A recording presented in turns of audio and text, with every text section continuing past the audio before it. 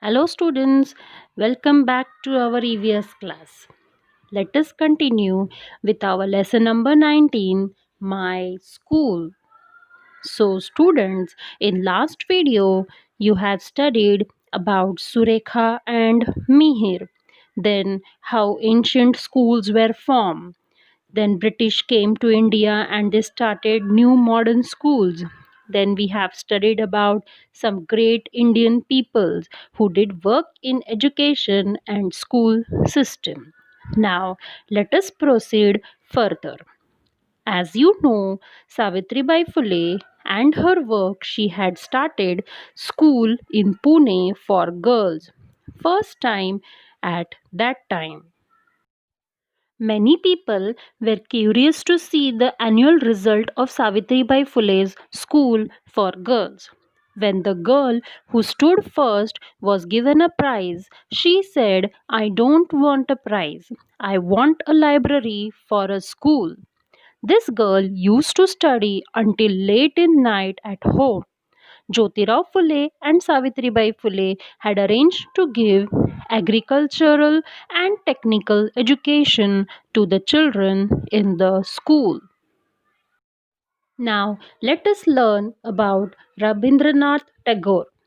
Children, our national anthem Janagana Mana you sing every day in school is written by Rabindranath Tagore.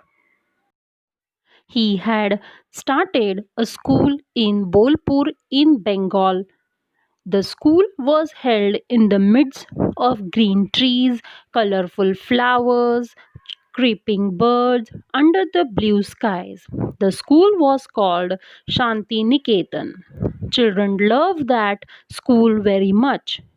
How peaceful it was! No noise of automobiles, no clatters of cars, garages, etc. A school in the shade of a tree, students were taught to sing and dance. They were taught arts and crafts also. Children put up their own plays, sang, danced, and learned new subjects. Children from other countries also came to study here. Then Tagore was awarded the Nobel Prize in 1913. He gave the prize money to his school. Now, let us see the views about education of Mahatma Gandhi's. Mahatma Gandhi's view about education are important. He laid stress on the dignity of labor and on learning by doing. This person is known as Maulana Azad. Maulana Azad was the first education minister of independent India. He appointed the University Education Commission and the Secondary Education Commission. He also played an important part in the establishment of the University Grants Commission. He firmly believed that science and technology must be included in curriculum. The 11th of November, the date of his birth, is observed all over the country as National Education Day. His full name is Maulana Abdul Kalam Azad. Students, we learn many new things in school. We recite poems, sing songs, and draw pictures. We also get to play in school.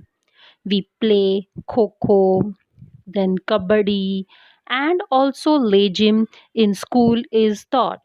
We must go to school regularly.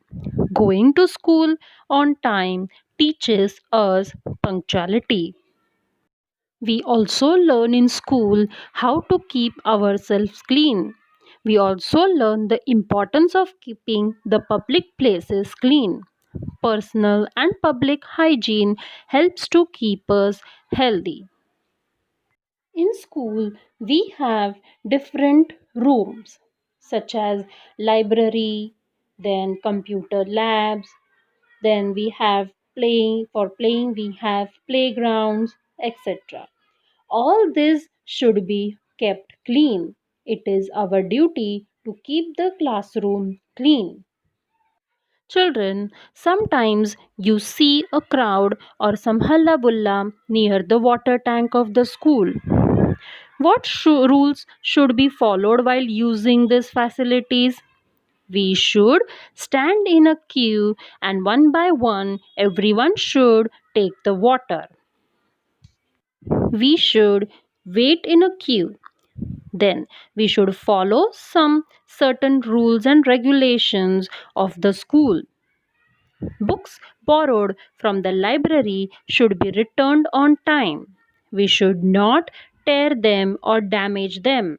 We must keep the walls and benches in the classroom clean. We must return the sports equipment to its proper place after using it. Sometimes you see your friends are quarreling. What will you do to resolve a quarrel peacefully?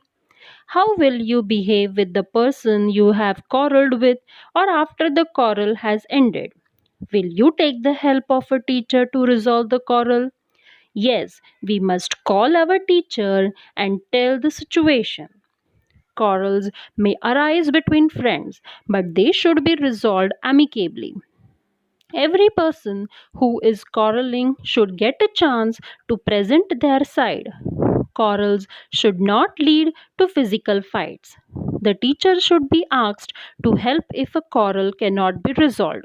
Resolving quarrels peacefully is a good way to end them. It teaches us to solve problems in community life amicably.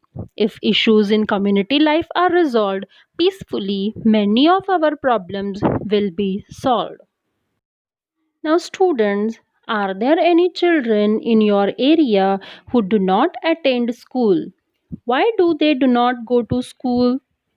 Children, do you know there is a ban on employing children below the age of 14 years in factories, mines, and in other hazardous occupations?